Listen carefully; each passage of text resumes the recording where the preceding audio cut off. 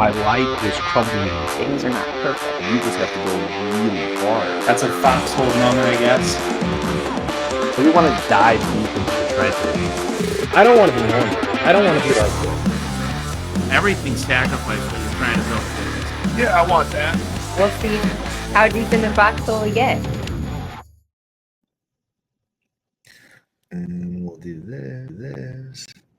Welcome back to another episode. I'm your host, JC Chanowsky. Angela Schroeder. And good today. Yes, it is. We have a great guest today. We've had a lot of great guests on the past, and often we know them, sometimes we don't. I'm on social media for months, a little over a year now. I've been following him, see what he's doing. So I'm really learn more about Philip and what he's got on. So Philip, welcome to the show.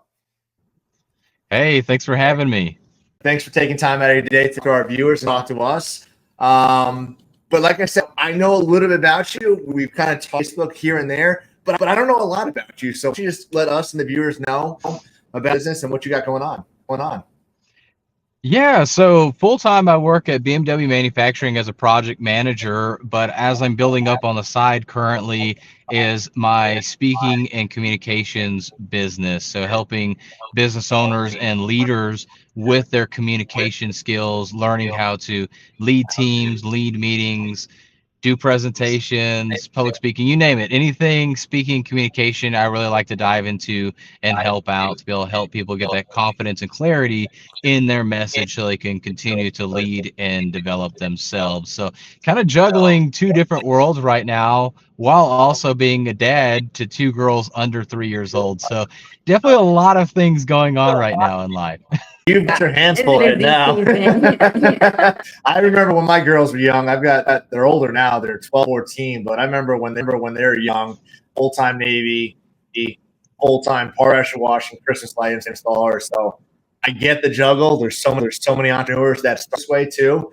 So excited to learn more about that. But how did you go from BMW to wanting to do public engagement, things like that, and helping people with that? A couple different things. So first thing was going to business conferences, really just trying to develop myself. I always had this entrepreneurial bug.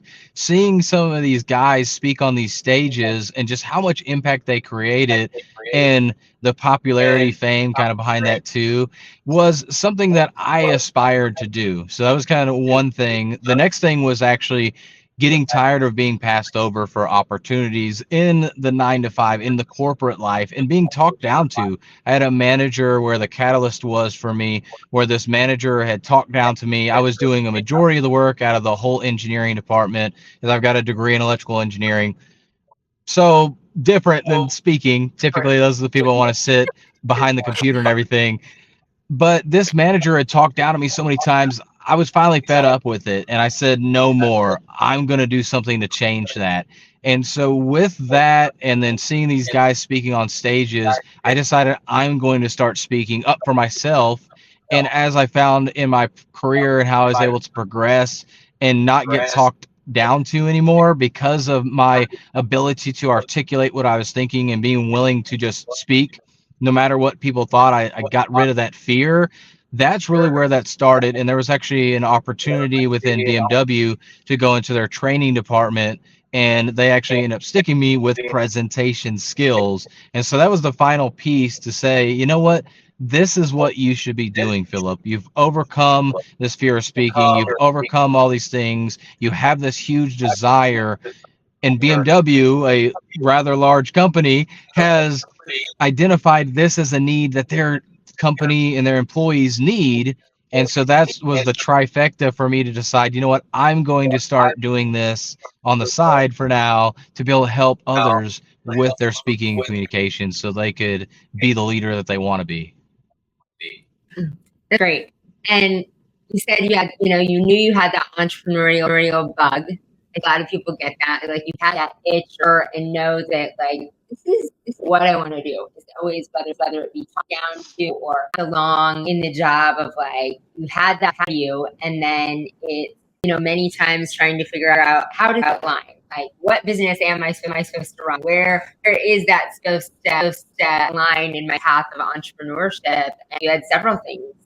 You're on that mission to better yourself, attend conferences and see those things. And, things just lined up to create that path in the purpose. Yeah, so that really started for me back in probably about 2013, 2012, 2013. I was finishing out my engineering degree, and I thought I really got into this whole fitness thing and doing bodybuilding shows and stuff. And I thought that's what I wanted to do. But then my logical brain said, you know what? You could probably start out making 60,000 a year as an engineer, maybe 30,000 as a fitness trainer. Plus, then you have to go do more school if you're going to get the formal education. And so I kind of put that on the back burner. And then 2015, I made a big, huge move in my life from Houston, Texas area to Greenville, South Carolina area. And I had started kind of going to conferences and reading self-development books. And so this bug kind of kept being there. I didn't really take any action on that to actually go into personal training until about 2018, somewhere in there. And then I realized pretty quickly that wasn't for me. I wasn't finding passion for myself with fitness and everything.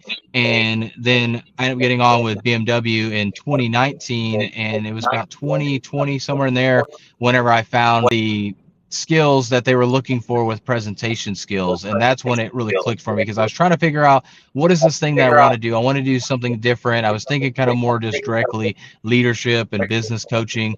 But when that came up, that's when that kind of clicked for me. I've had these communication issues, identified this. I've seen people speaking on stage and how they're leading and creating impact. And that's when it finally clicked for me to really start on that. So around 2020, 2021 was where that kind of came into play. And I officially LLC'd my company in 2022. So at 2 years, a little over 2 years, working on that and developing that business into what it's going to become one day, which is really going to transform people's lives. I love that. It's incredible. And, at the beginning, I wasn't sure if you're going to tell me a communication degree or some type of speaking, and it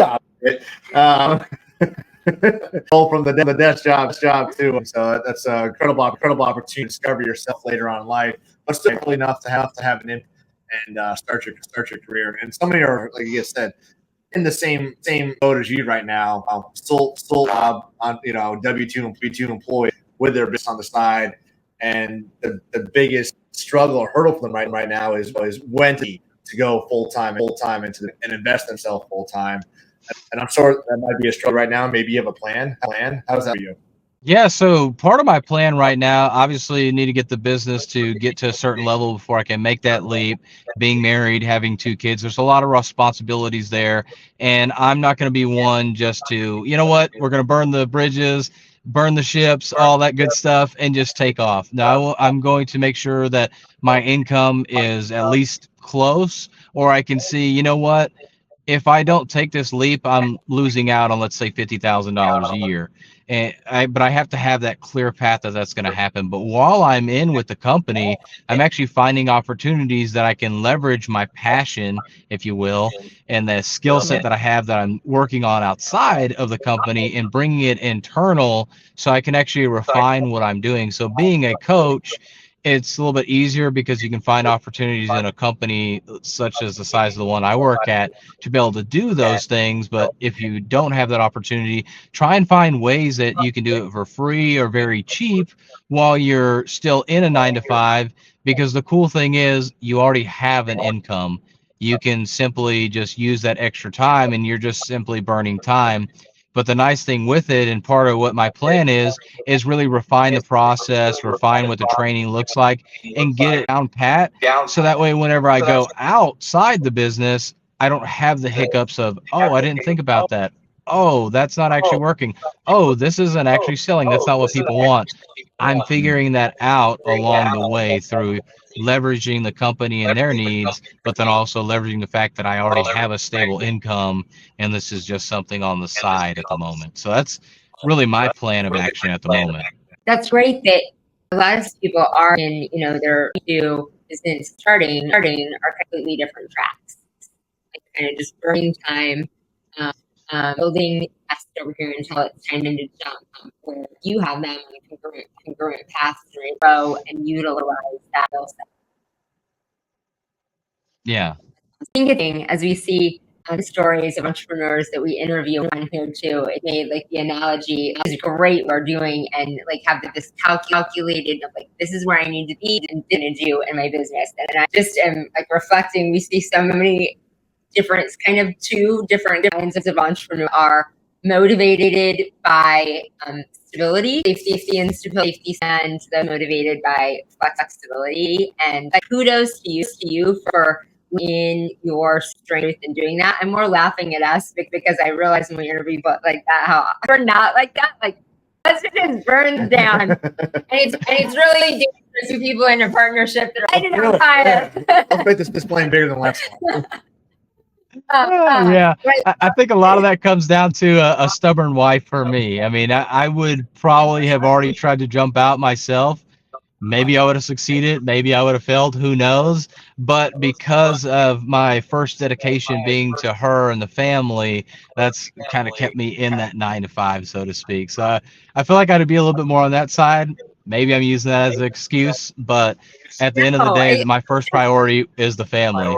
Yeah, partnerships are great that work that like keep in check. they keep in check or from both going off the cliff.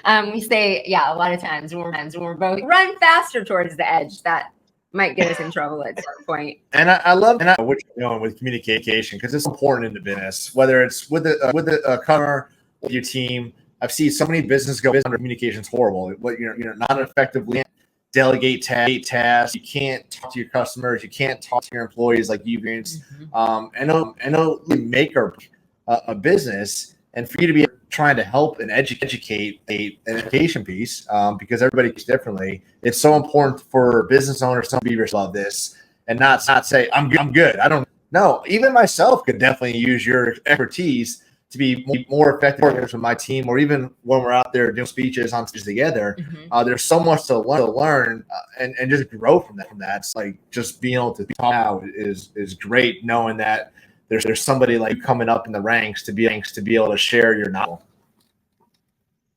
Yeah, and that's one thing I've noticed as probably more on the corporate side with leadership is they don't recognize those things, recognize who those up and comers are.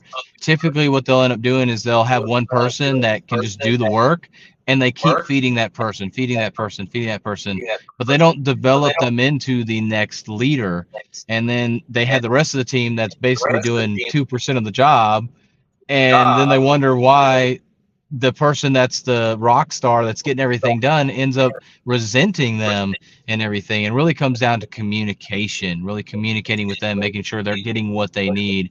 I've worked with people, and even some of the VAs I have, they're willing to run through walls for me because I'm willing to have a conversation with them. I go to them asking for the assistance and understanding that I know that they have other things going on, and I appreciate them, and I go back and thank them after getting that job done, and not just, oh, cool, you did your job, I appreciate that. Like, no, like, thank you so much for doing this, I really appreciate that. But it really comes down to just thinking about the person as a person when you're communicating and who they are instead of how you want to be communicated to. Too often we think about, how do I want to be talked to? And that's going to work for everybody. It's not. You have to think about the other person and how they want to be communicated to. And I like to equate it to like the 5 love languages.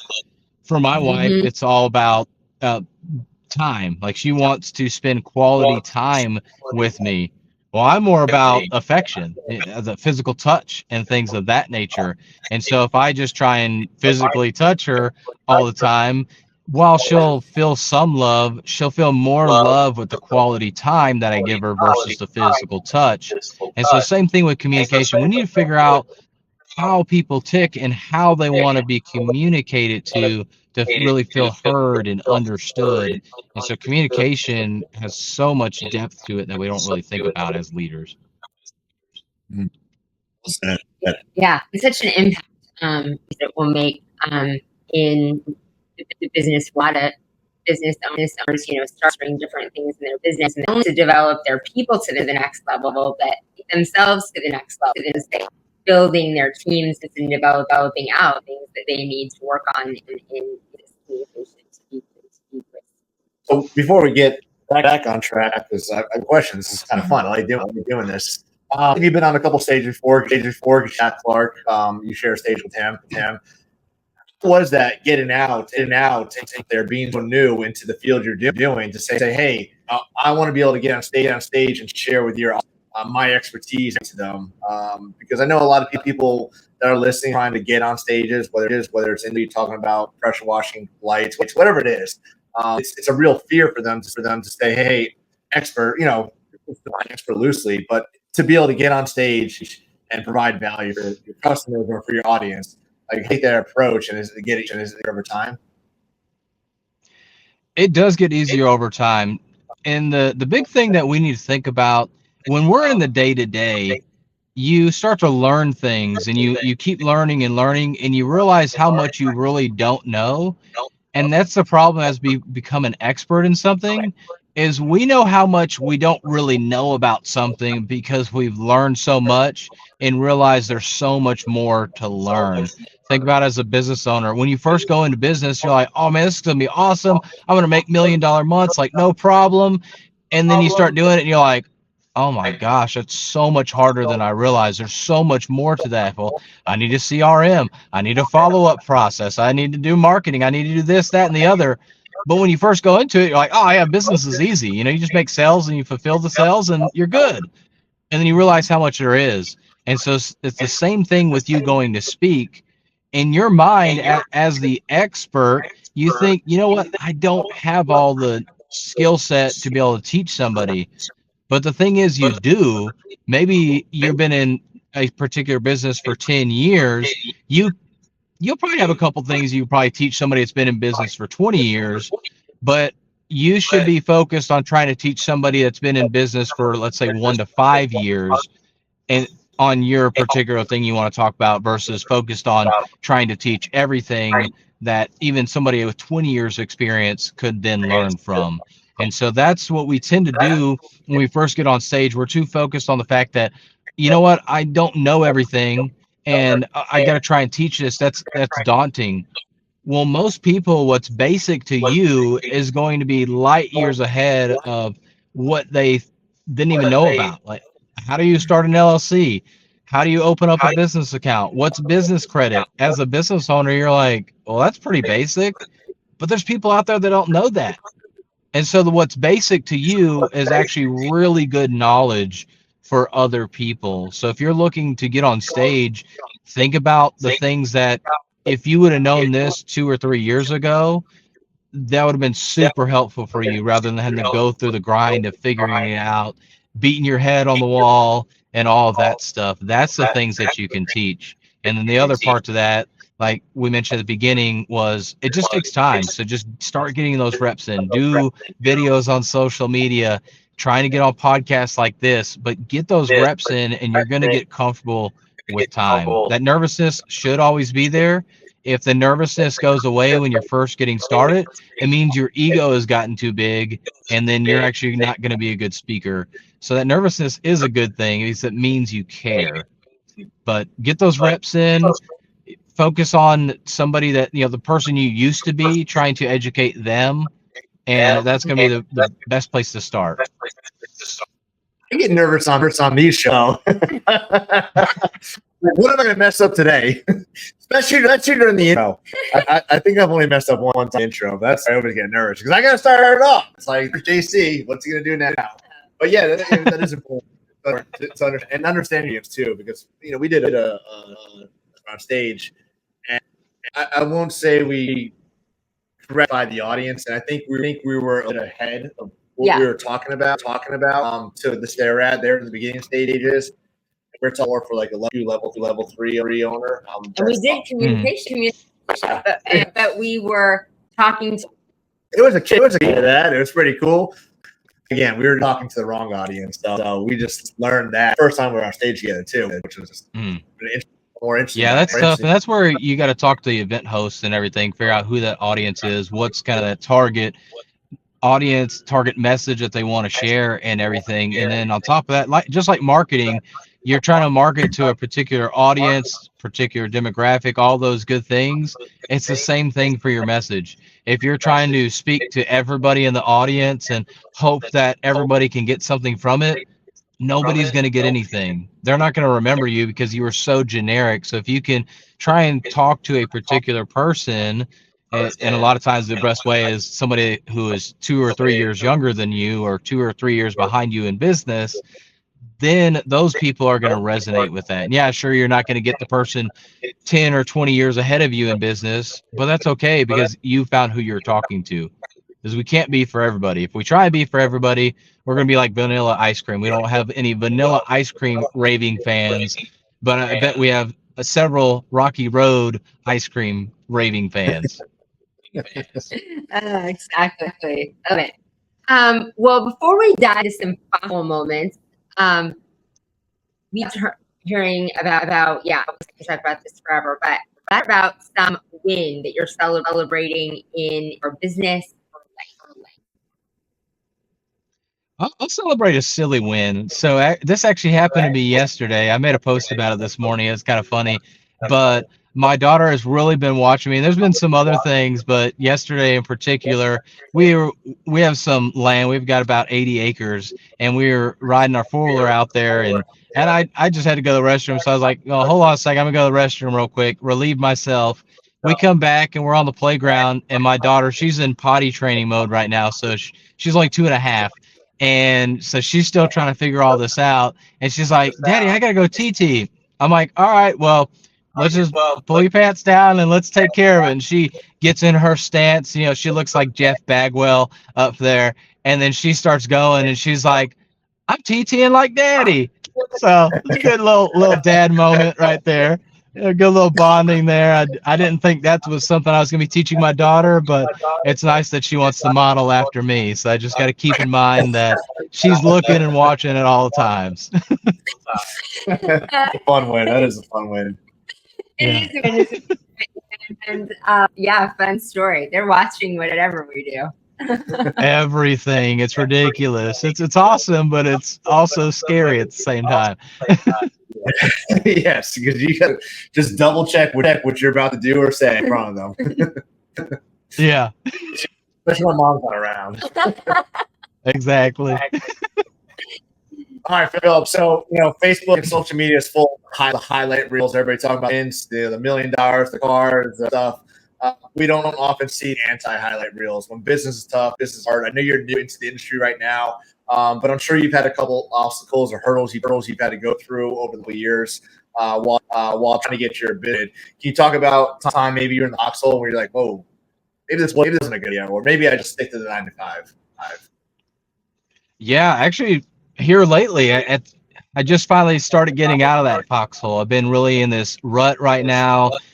Business hasn't been really going that well for me. I've been trying to figure things out, and luckily I've had a lot of support around me through some masterminds I'm a part of, through just some friends that are willing to help kind of mentor and coach me and everything. But I just felt like all the things that I've been doing, all the efforts I've been putting out really haven't been showing any fruit, and I've really been trying to figure it out and go through that, and which is where I've kind of been doubling down, if you will, within my 9 to 5 to just try things out. Let's see what this looks like. Is this going to help out? What's management going to kind of think about that? Because eventually they'll be the customer I'm looking at anyways. So if I can come in and help my current team I work on and figure out what works for them, I know that will work out in the market as well. So I've been just trying to put more effort in, and one of the things I realized as well is my networking had went down. I stopped networking quite as much, which is part of what dug me into this hole.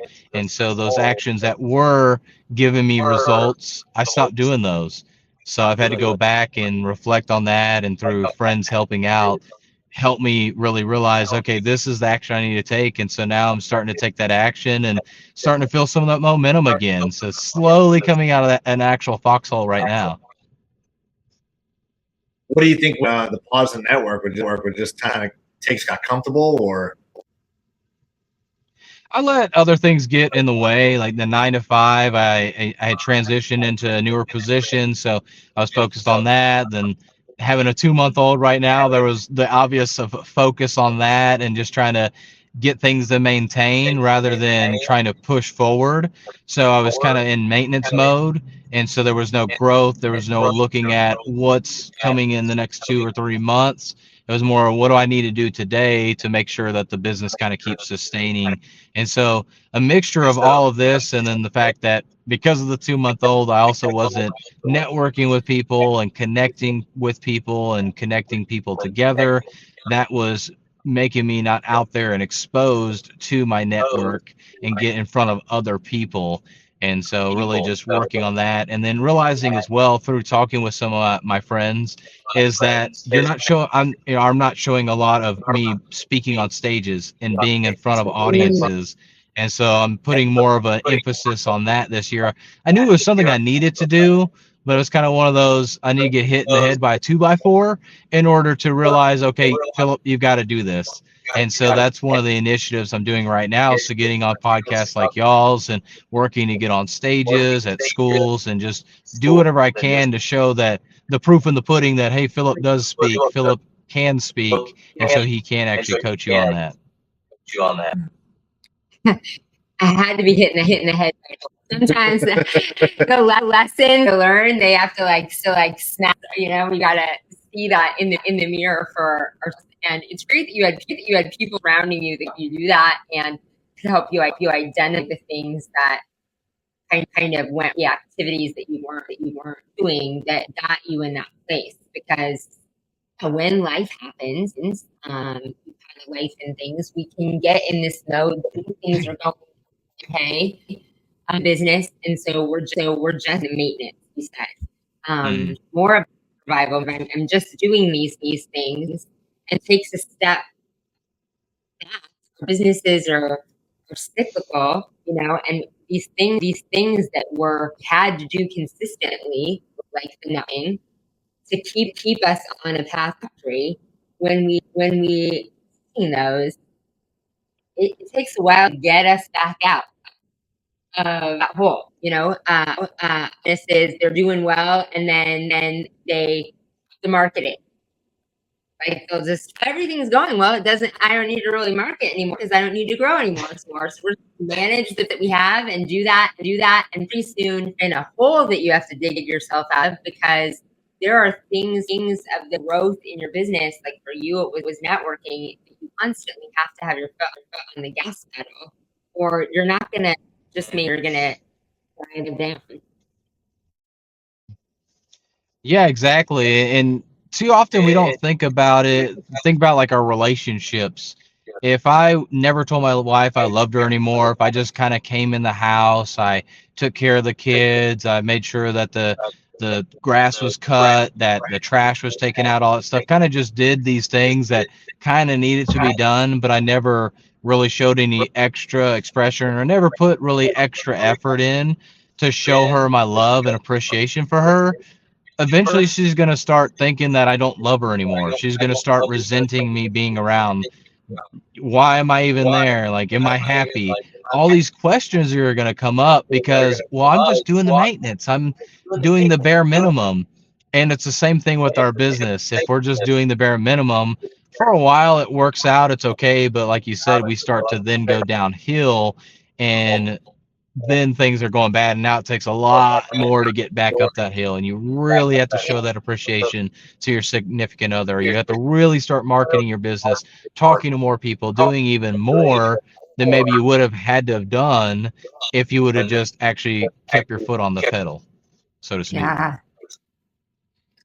So as you're to these different venue stages, I'm sure there was a no. Like how to overcome the consistent.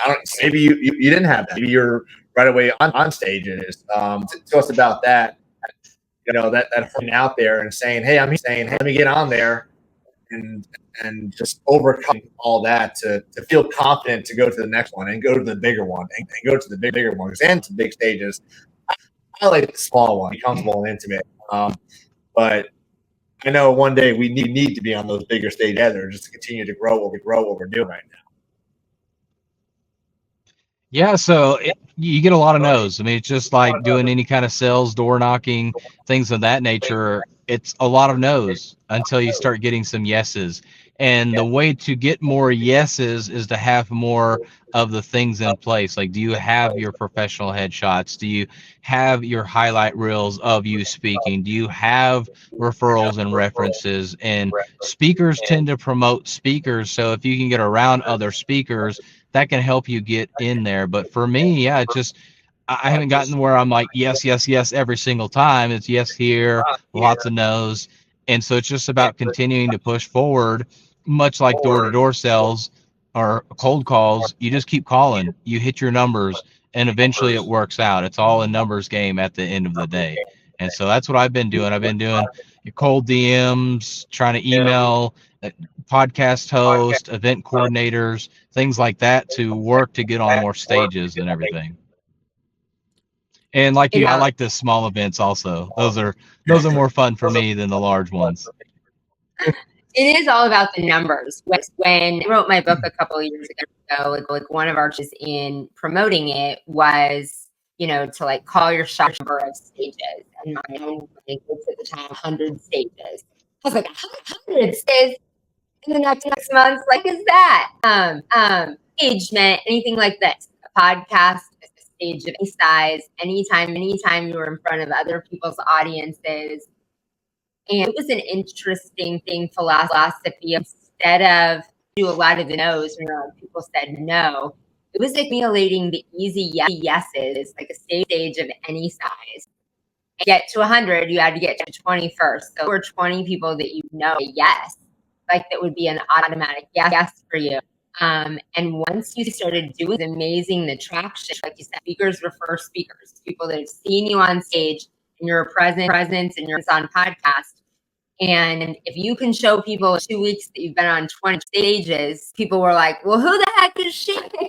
What the heck are you doing? And then the opportunities just started in because it looked like you do what you've been telling us and studying, communication, mastering your craft so that you're really delivering an amazing message and to the audience, and somebody sees you or hears you, then it starts rolling faster and faster. Yeah, exactly. I mean, it's just like a business. Public speaking, being a public speaker is a business in itself. Think about, we mentioned pressure washing earlier, doing, pressure washing houses. If you've never shown that you've done it, people are going to be pretty hesitant to trust you. But if you have house after house after house after house that you've done all this work and before and afters, now it's a no-brainer. Yeah, I'm going to hire you. I can tell you do a good job. You've got all these before and afters, and I can tell my house isn't going to be torn up after you get done pressure washing it. And so it's the same thing with speaking. People have to take a leap of faith on you at first, unless if you can show that, hey, I can actually speak, or they know you. But over time, they've seen you on enough stages. Other people have trusted you, whether they've actually listened to you speak or not. They see you've been on so many other stages. Now it's a no-brainer. Yeah, well, you've done it before. You've been on plenty of stages. So, yeah, let's get you on my stage. It's not a leap of faith anymore, because I know you've done it. There's proof in the pudding. Yeah, that was like my first opportunity several years ago. I mean, I just reached out and said, hey, we got an event coming on. I'd love to be on there. And it wasn't even a hesitation. He's like, yes, because he says he saw what I was very active. At that time, it was like 13 years in TV. And I just had great intentions for to be able to give a community. And catalyst for me to continue more stages and more podcasts was just because of this person giving me that chance and saying, yes, I believe in, here you go. And it was an incredible experience. Did I get it right? Well, maybe not. I still went up there and I learned a lot. I'm very critical about myself. Angela will tell you, as soon as stage, the first thing I said is like, look, like I don't want the attaboy. Like, just tell me what I could do better. Yeah. And that's how it is. We're always going to be critical of ourselves. We're always going to feel that we didn't do something. And actually, I meant to bring this up way earlier. We kind of talked about your intro, how sometimes you mess up on that.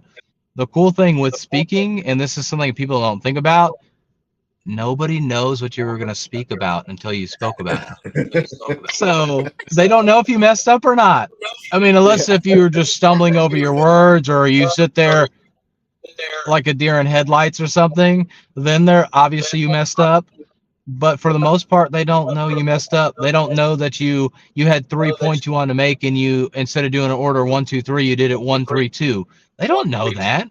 Just keep going. Exactly.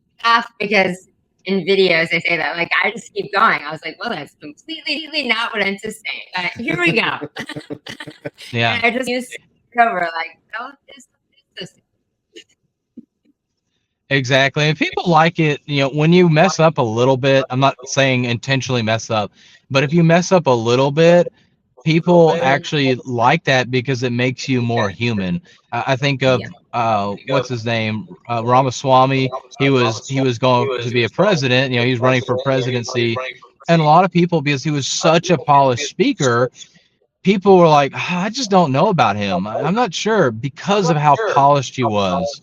So think about that. If this man who was such a great speaker was very articulate and very polished, people kind of, oh, I'm not sure, then don't worry about you not being super polished like that, because that could actually go the other way. Then now people feel like you're not human, like they can't really trust you because of just how great you are and that you don't have any fallacies, kind of thing. So just something to think about as well. You don't need to be 100% perfect. Of course, let's strive for that perfection, but if you mess up, it's all right. We're humans and people have grace. And if they really are judging you that hard, they've got some issues they need to resolve on their own. I like to icebreaker something fun just to kind of get people, like, just catch them off guard, just to get them to laugh. I feel like it sets the speech. I know some people are just very straightforward. They're like, we're going to speak about this is it. But I like to just keep it fun and entertaining. And then when Angela and I get to on stage, we just never know what's going to come out. But it just gets the audience engaged, though. They're going. And actually, we just did a podcast recently with Michael Burnoff, and a lot of people speak, and he was at a private mastermind event speaking, and there's the first was ever like just God dropped into the story because of the way he delivered it. And it was like one story to the next, and it was just cool to see his delivery. And I learned so much from that, to keep guessing engaged, to want to know what's coming next instead of expecting I know what's coming next. Like, not you to just wait for it, because I'm surprised you or shocked you or just flops that are actually engaged instead of just sitting on Facebook or something like that. Yeah, there's definitely some things you might want to avoid saying things like that, for sure. But yeah, I think that's a good thing, trying to throw people off, get them really to keep them engaged. And that's the hardest thing as a speaker, is really keeping people engaged. It is. And for them to, like, really remember the feeling, right? And not just feel like, I think there's a difference in speakers that leave you feeling different, that like impacted, and people who teach, like, both are valuable. But sometimes you go to conferences, you're like, that was a workshop. I went away with less than of more of a how-to class. I took away. I might implement them, I might not, but it was a valuable workshop in what to do next. And then there are speakers who, like, literally feel the difference of impact in your heart, and you will remember where you were sitting, like you do with Michael Burnoff. Like, you'll never that image and moment in your mind because of the way he made you feel. And those are people. Yes. Oh yeah, facts tell and stories sell. So the more stories, the more emotion you can create, the better it's going to be. Because I forget the percentage, but it's a high percentage of people 5 minutes after your speech forget what your speech was about, but they'll remember how you make them feel so much longer. Absolutely. And I've done a lot, as I'm thinking back in that analogy, I've taught a lot of workshops. That was so awesome, because I was taught a lesson like a teacher. But a keynote that I gave most recently, I've never had so much, because it was the way, and I make people feel very good about themselves in this keynote. But it was, a message of, unless, and it was a message leadership of how we're leading people, unless we work on ourselves, when we criticize people, just even with our candidates, to our people we lead, that they don't feel any less than us. They feel about themselves. Going into that and making people think that. Our comments, again, they don't think, when we say some kids or we see something to a team member offhandedly, that, they will always take it like that and feel less of them. And people think like, oh, I did that. Yeah. And I like to think about that, like with commission breath, this is more probably like trying to sell from stage. But even with that, like when your intention behind what you're saying is meant to uplift people, meant to educate them, people can get that sense of feeling. Just like when you're trying to sell somebody, you get that feeling, even on a DM, like you can just tell when somebody's about to pitch you. And so it's the same thing when we're speaking.